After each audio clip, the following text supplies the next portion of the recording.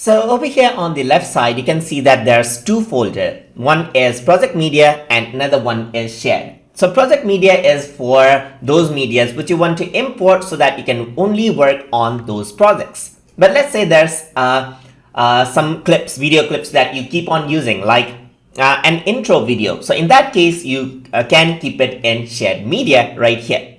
So in my case, I'm just going to go around onto my Dropbox, onto my videos where I have my intro to my YouTube channel, just like this. So here you can see that I got videos, and here you can see that I got these videos. So I can just go around and then work around with this. So you can see I can click and drag it and arrange this out just like this.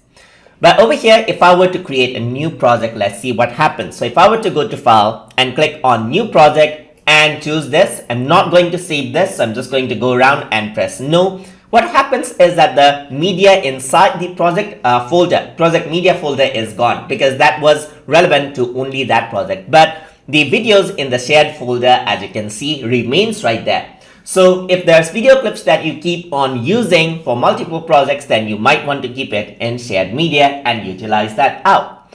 So hope you guys learned something as always. And as always, please like, comment, share, and subscribe.